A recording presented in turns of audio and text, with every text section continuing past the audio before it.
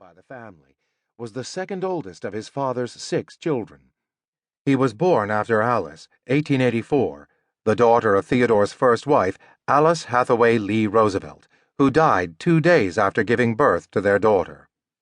The other Roosevelt children, in order, were Kermit, 1889, Ethel, 1891, Archie, 1894, and young Quentin, 1897. The boys tended to pair off by ages. Ted and Kermit were the oldest, often compared, and tight childhood companions. Likewise, Archie and Quentin, the younger boys, were measured one against the other. Ethel, the middle child and the only girl after Alice, grew up closer to Ted and Kermit than the younger boys. Ted's moral education began early. It is difficult to overemphasize how deeply ingrained in Ted's life were the ethics of manly honor and being a Christian soldier.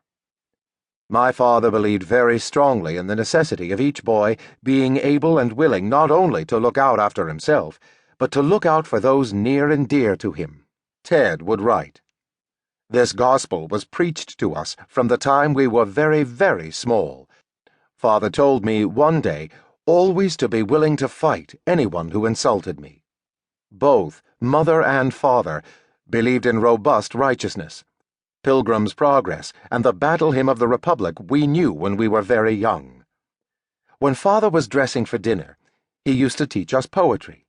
I can remember memorizing all the most stirring parts of Longfellow's Saga of King Olaf, Sheridan's Ride, and the Sinking of the Cumberland.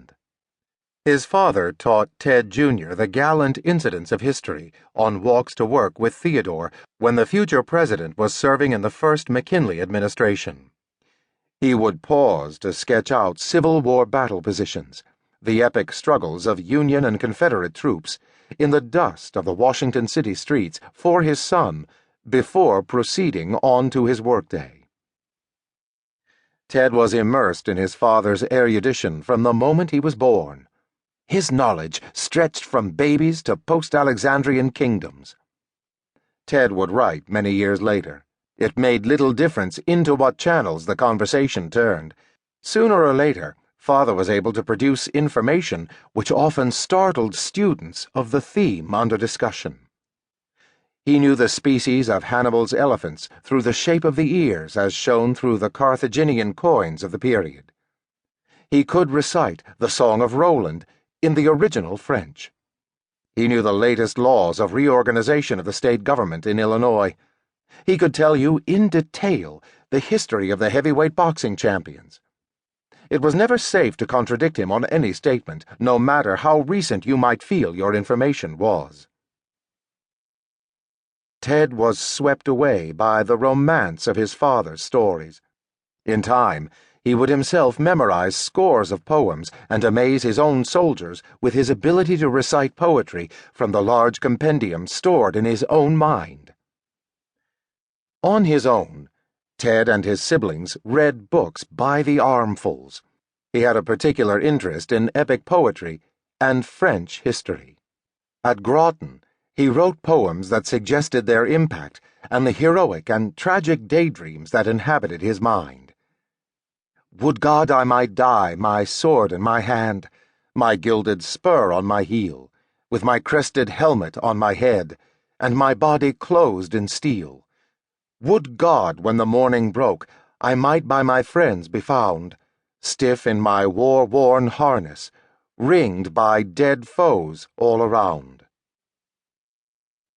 For all the romantic and moral instruction inculcating the family, there was a leavening force as well.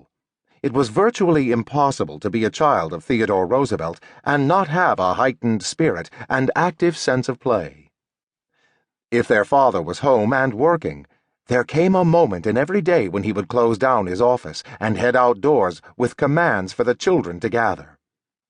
When he wasn't directing them in what Theodore liked to call a scramble, which was really a set of physical tests, like an obstacle course, or a fast-paced hike over rugged terrain, always done as a staggered race to compensate for the youngest among them, he was ordering them to the horses for a ride, or the rowboats for a paddle across the bay, or to the